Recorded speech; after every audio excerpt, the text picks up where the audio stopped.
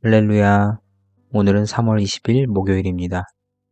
목요일 아침 우리가 함께 볼 말씀은 누가복음 13장 1절에서 21절입니다.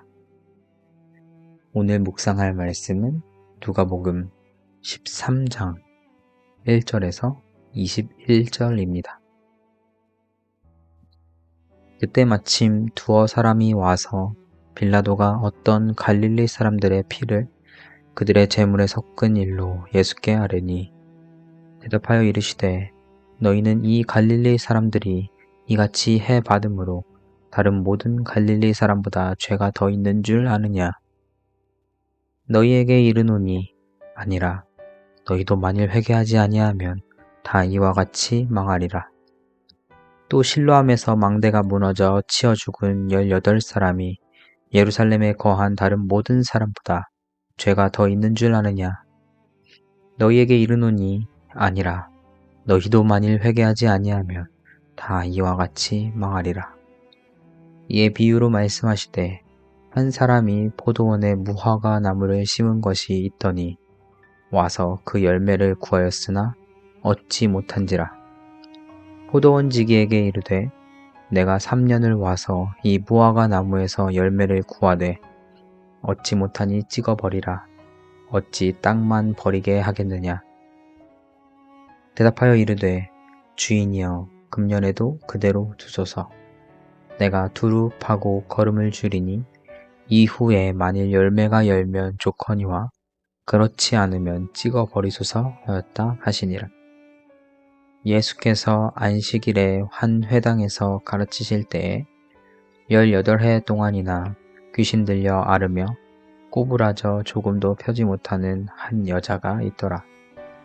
예수께서 보시고 불러 이르시되 여자여 네가 네 병에서 놓였다 하시고 안수하시니 여자가 곧 펴고 하나님께 영광을 돌리는지라. 회당장이 예수께서 안식일에 병 고치시는 것을 분내어 무리에게 이르되 일할 날이 엿새가 있으니 그동안에 와서 고침을 받을 것이요 안식일에는 하지 말 것이니라 하거늘 주께서 대답하여 이르시되 외식하는 자들아 너희가 각각 안식일에 자기의 소나 나귀를 외양간에서 풀어내어 이끌고 가서 물을 먹이지 아니하느냐. 그러면 18해 동안 사탄에게 매인 바 된 이 아브라함의 딸을 안식일에 이 매임에서 푸는 것이 합당하지 아니하냐. 예수께서 이 말씀을 하심에 모든 반대하는 자들은 부끄러워하고 온 무리는 그가 하시는 모든 영광스러운 일을 기뻐하니라. 그러므로 예수께서 이르시되 하나님의 나라가 무엇과 같을까? 내가 무엇으로 비교할까? 마치 사람이 자기 채소밭에 갖다 심은 겨자씨 하나 같으니 자라 나무가 되어 공중의 새들이 그 가지에 깃들렸느니라. 또 이르시되 내가 하나님의 나라를 무엇으로 비교할까? 마치 여자가 가루 서말 속에 갖다 넣어 전부 부풀게 한 누룩과 같으니라 하셨더라. 아멘. 오늘 우리가 함께 읽은 말씀은 짧게는 다양한 이야기들의 본문이 연이어 등장하는 것처럼 보입니다. 실제로 1에서 5절은 두 가지 사건을 보여주므로 회개를 강조합니다. 이어서 6에서 9절은 열매를 맺지 못하는 무화과 나무의 비유를 통해서 열매를 맺을 수 있는 기회를 얻고자 함을 보여줍니다. 이후 10에서 17절은 안식일에 예수님께서 귀신 들려 꼬부라진 여자를 고치심으로 외식하는 자들과 언쟁을 벌입니다. 마지막으로 18에서 21절을 통해 두 가지 비유를 예수님께서 언급하시며 하나님의 나라에 대하여 설명하십니다. 이 모든 본문들은 각자 다 다른 본문이라고 볼 수도 있겠지만 본문들에서 공통점을 찾을 수 있습니다. 그것은 때입니다.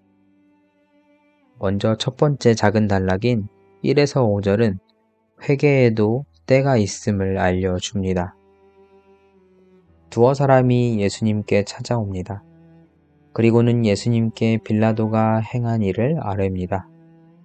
빌라도는 갈릴리 사람들 중 몇몇을 죽이고 그것을 제물에 섞습니다. 그리고 이어서 나오는 사건은 실로암에서 망대가 무너져서 18명이나 죽은 일입니다.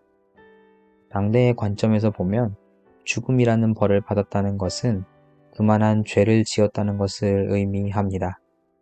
즉 빌라도에게 죽임을 당한 사람도 지은 죄가 있어서 죽은 것이고 실로암에서 망대로 인해 죽은 사람들 역시 우연히 죽은 것이 아닌 그들의 죄 때문에 죽은 것입니다.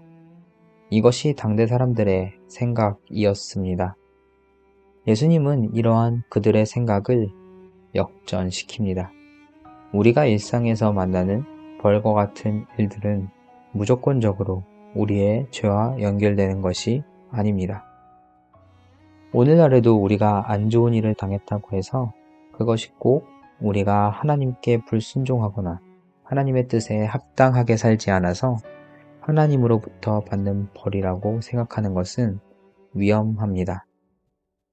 이렇게 생각할 경우 우리는 우리가 벌을 받지 않기 위해서 하나님을 섬기는 행동을 우리도 모르게 할 수 있기 때문에 그렇습니다. 하나님은 아무런 대가 없이 우리에게 자기 자신을 내어주시는 그 사랑을 지금도 보여주고 계시고 예수님은 그런 사랑을 전해주고자 이 땅에 오셨습니다. 우리 주님께서는 우리가 주님을 섬기도록 하기 위해서 말을 잘 들을 때에는 상을 주시고 말을 안 들을 때에는 벌을 주는 그런 분이 아닙니다. 이러한 의미에서 예수님은 회개하지 않으면 그 당시 사람들의 생각에 벌을 받은 사람이나 그렇지 않은 사람이나 똑같이 망한다고 이야기하십니다. 그렇다면 죽음의 길로 향해 가는 우리는 그 망함이 우리에게 다가오기 전에 회개해야 합니다. 우리에게는 그 회개의 때가 중요합니다. 회개에도 때가 있습니다. 두 번째로 무화과 나무의 비유에서는 때를 법니다. 이 때를 번다는 것은 열매를 맺기 위한 시간을 마련했다는 것을 의미합니다. 상식적으로 우리가 심은 나무가 3년 동안 열매를 맺지 못한다면 3년 동안 그 땅은 어떠한 소출도 내지 못했기에 경제학적으로는 손해를 입힌 것과 다름없습니다. 그럼에도 불구하고 포도원지기는 무화과 나무를 심은 그 땅의 주인에게 시간을 달라고 합니다. 포도원지기가 직접 무화과 나무를 관리하여 열매를 맺도록 하는 시간을 그 주인에게 요청합니다. 하나님께서는 긴급하게 이 세상의 악을 보고 바로 심판하실 수도 있습니다. 하지만 그 심판은 하나님의 때에 이루어집니다. 아직 그 때가 이르지 않았다면 우리는 다시 돌이킬 기회를 얻을 수 있습니다. 물론 오늘 이 비유에서 열매가 열렸는지에 대한 결과는 나와 있지 않습니다. 이 열매가 맺히는 것은 분명 우리 주님의 손에 달려 있을 것입니다. 다만 그 열매가 맺힐 수 있도록 포도원지기는 시간을 들여 그리고 공을 들여 무화과 나무를 관리할 수 있습니다. 우리 역시 하나님의 때가 이를 때까지 우리는 우리의 삶을 통해 주님을 드러내는 열매를 맺을 수 있도록 기도하며 주님께 은혜를 간구할 수 있습니다. 세 번째로 안식일에 예수님께서는 18해 동안이나 귀신 들려 꼬부라진 한 여인을 고쳐주십니다. 당시 율법에 따르면 안식일에는 병을 고쳐서는 안 되었습니다. 예수님은 그 마음속 깊은 곳에 우러나오는 사랑이 아닌 겉으로만 율법만 지키며 하나님의 사랑을 드러내고자 한 외식하는 자들에게 이러한 가르침을 주십니다. 안식일의 주인인 예수님께서 직접 그날에 귀신에 얽매였던 자를 자유롭게 만들어 주십니다. 분명 정해진 율법에 따르면 예수님의 행동은 정죄를 받을 수도 있었고 회당장과 같은 사람에게는 불편하게 만드는 행동이었습니다. 하지만 예수님은 이 모든 일을 통해 주님께서 홀로 영광을 받도록 만드셨습니다. 안식일의 참 주인인 주님께서 비록 사람들의 눈에 율법이 어겨졌을지라도 그러한 행동을 통해서 영광을 받으실 수 있었습니다.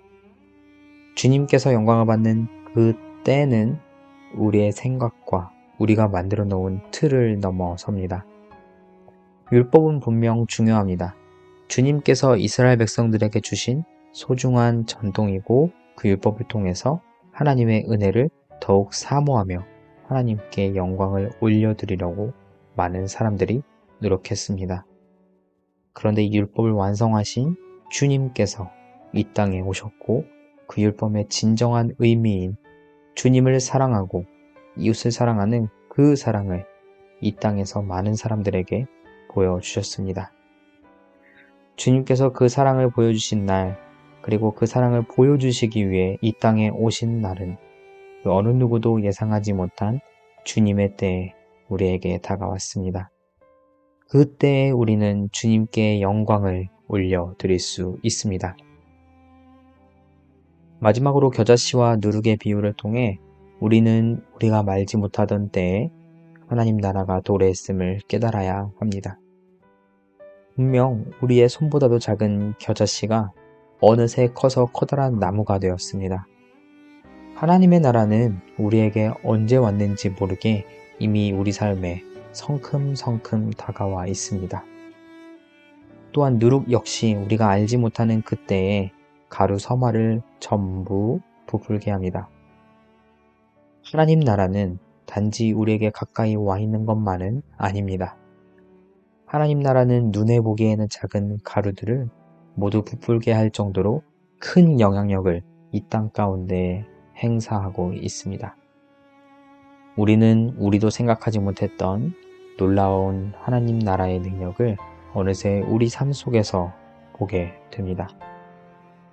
하나님 나라의 능력이 이 땅에서 살아가는 우리를 통해 그 사랑이 곳곳에 드러나게 하시고 하나님 나라의 능력이 사라져가는 사랑의 등불을 다시금 활활 타오르게 만들며 그 하나님 나라의 능력이 작은 씨앗들을 커다란 나무가 되도록 합니다. 우리는 그때가 언제 올까라는 것에 깊이 빠지기보다 그때가 올 것을 확신하고 그때에 하나님의 일꾼으로 올바르게 쓰임받을 수 있도록 준비해야 합니다. 이 준비에는 여러 단계가 있을 수 있습니다. 그중 회개와 영광을 올려드리는 것, 이 두 가지가 오늘 본문에 등장합니다. 오늘날 우리는 주님께서 다시 오셔서 온 세상이 주님의 영광을, 그 위엄을 보는 그때를 기다립니다. 그러면서 우리는 우리 삶 가운데 다가와 있는 주님의 나라와 그 때를 보고 있습니다. 그때에 우리가 주님을 더욱 깊이 사랑하고 이웃을 사랑하는 일에 온 몸과 마음과 힘을 다할 수 있도록 우리는 지금부터 성령의 도우심을 통해 회개하고 주님께 영광을 올려드리며 살아가야 합니다. 오늘 하루 우리가 주님 나라를 위해 주님께 영광 올려드리며 살고 날마다 우리의 삶을 되돌아볼 수 있기를 주님의 이름으로 소망합니다. 기도하겠습니다. 참 사랑의 주 하나님, 우리로 하여금 주님의 자녀로 삼아주시고 주님의 은혜를 사모하며 주님의 뜻을 따라 살 수 있게 은혜를 주셔서 감사합니다. 오늘날 우리가 주님의 뜻대로 살지 못했던 것들 모두 회개하오니 용서하여 주시고 사순절 기간을 보내면서 우리를 향한 주님의 그 깊은 사랑을 더욱 깊이 있게 묵상하게 하옵소서. 우리 또한 우리의 삶을 통해 주님이 드러날 수 있도록 그 나라의 백성으로 살아가게 하시고 주님이 영광 받으실 그때를 고대하며 우리의 삶의 자리에서 그 사랑을 전하게 하옵소서. 몸과 마음이 지치고 영적으로도 힘든 시기를 겪는 우리 그스필드 교회 성도님들을 위해 기도합니다. 그 모두가 주님의 때에 주님의 뜻에 따라 회복되어 온 세상이 그 회복됨을 보고 주님께 영광을 올려드리게 하옵소서. 이 모든 말씀 우리 주 예수님의 이름으로 기도합니다. 아멘. 오늘 함께 묵상한 말씀을 생각하며 주님께 각자의 기도 제목을 나누고 우리 주변 이웃과 이그스필드 교회 성도들을 위해 기도하는 오늘 하루가 되기를 소망합니다.